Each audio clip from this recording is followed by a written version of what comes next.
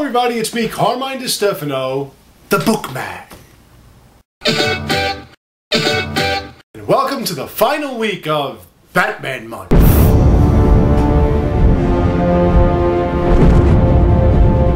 Batman video games. Throughout the history of home consoles, every company has released a Batman video game of one form or another. But in 2009, a bunch of companies collaborated on the ultimate Batman game, and their creation was Batman Arkham Asylum. But would this meet the massive hype that it had gotten before it was released? Well, let's take a look at it together, shall we? The game opens in the streets of Gotham, with Batman following a paddy wagon, taking the Joker back to Arkham Asylum. And right away you'll notice that the voiceovers sound familiar, since they're coming from actors that played him in Batman the Animated Series. Batman is Kevin Conroy, Joker is Mark Hamill. This was my initial reaction when I heard Mark Hamill was voicing over the Joker in the cartoons. No, it's not true. That's impossible. You then run into another Arkham inmate, Killer Croc. Wow, he's fucking huge. Batman and Commissioner Gordon see Joker in the asylum, then he breaks free, takes over the asylum, and sends inmates after you. There you learn how to string combos together to build up higher experience points, and how to use detective mode to catch villains unawares. You then see Harley Quinn, voiced over by Arlene Sorkin. And the answer is... Yes, I would. I don't care if she's computer generated, I still would. And Harley has with her Warden Sharp. So you go after her and run into the Joker, who sends this muscular monstrosity after you. You fight him, he breaks down after a while and dies, and the Joker gets away. Then the Riddler hacks into your communications devices, but we'll get to him later. You then stop inmates from breaking up the Batmobile, then get the explosive gel, a nifty little device that blows up cheesy walls. You then notice that weird things are happening in Arkham, like Commissioner Gordon's dead, and your parents are in body bags telling you you don't belong there.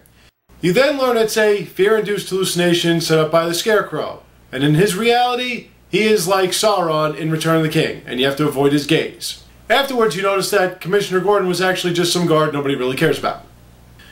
You then find the real Commissioner Gordon and Bane, who Joker juices up right away. So you fight him, and after you beat Bane, you hit him with the Batmobile and send him in the water.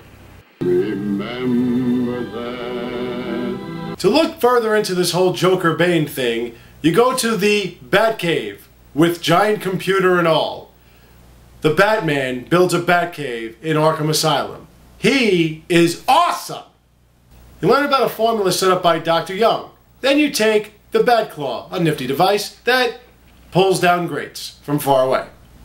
So you go to Arkham Mansion to track down Joker's juice formula, light it up, then you find yourself stumbling and becoming a kid right when your parents got killed. Yes, another Scarecrow hallucination. This time you have to fight skeletons. And after that, you learn how to jump over enemies. That's when it's time to kick some back. You then save Dr. Young from Victor Zsasz, and she's about to get a copy of her formula until she's blown up by the Joker. You wake up to Harley Quinn, oh yeah. Then you track her down and save the Warden, and use the cryptographic sequencer, a nifty device that blows up card readers.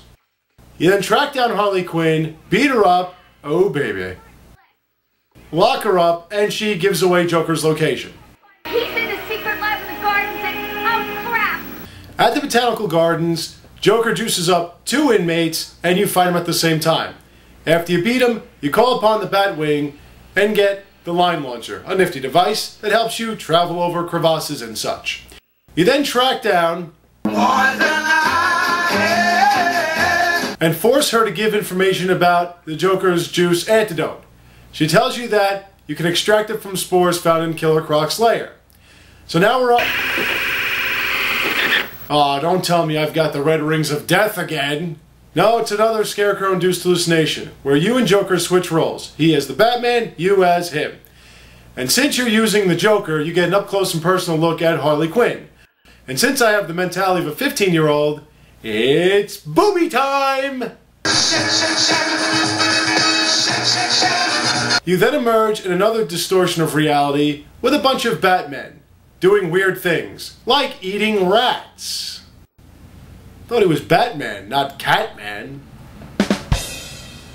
After escaping for the third time, Scarecrow sticks you again, and you fight through more skeletons. And when you do that, he leads you right to Killer Croc's lair, then Croc picks him up and takes him in the water. Remember that. Now you have to slowly travel over these wooden planks, collect 5 spore samples, and throw batarangs at Killer Croc's shock collar to stop him from killing you. You then trap Killer Croc and go about your business. You return to the Batcave to make an antidote until Juiced Up Ivory screws everything up. Then you pick up the Ultra Bat Claw, a nifty device that pulls walls down from far away.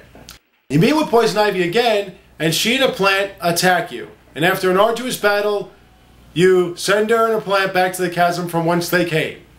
Then you go to the visitor center that's redone by the Joker. And there, inmates watch you go in. You can beat him up though if you want. It's fun.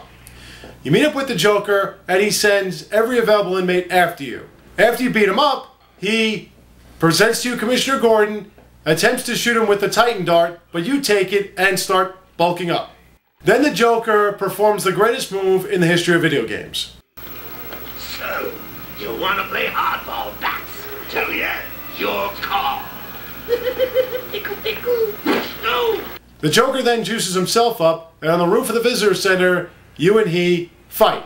And after a disappointingly easy battle, you beat him, all the inmates are returned back to their cells, including the Joker who's screwed up bad, Commissioner Gordon's safe, and you fly back home. And there's a Titan box hanging in the water, which is grabbed by either Scarecrow, Bane, or Killer Croc. You know, because Killer Croc's not big enough. Now you can find all of Riddler's clues, like Riddler trophies, which give you experience points to unlock upgrades, challenges, and character trophies. My favorites being Harley Quinn and Poison Ivy.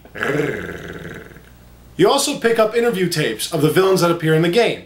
And you scan clues that unlock character bios. All your favorite villains are there. The Penguin, Two-Face, Ra's al Ghul, Great White Shark, Tweedledee and Tweedledum, Humpty Dumpty. Was DC even trying to make supervillains, or were they just throwing darts at children's stories? You also have to destroy all of the Joker's chattering teeth, and in detective mode align these question marks and scan them as well, and scan and decipher Arkham Archive tablets. Once you do all that, you locate Riddler's position, send the cops after him, and they break in and arrest him. And that's pretty much it. So, what do I think of this game? Excellent. It's fun, challenging, and everything about the Batman. All his gadgets, all his moves, all his detective prowess. A must-buy, even if you're not a Batman fan. But I do have one small issue with this game. There's no finality to the main story. After you've thwarted the Joker and the Riddler, you're basically just walking around an empty Arkham Asylum. No one to fight, nothing to do. Basically all you can do are the challenges. And that's really the only problem. Well, that and the fact that psycho ward patients with machine guns can't miss a goddamn shot! But other than that, an exemplary game. And that ends Batman Month. What will the future hold? We'll just have to wait and find out. Until then, thank you all for watching. I'll have more for you soon to come. So stay tuned, take care, and have a great day.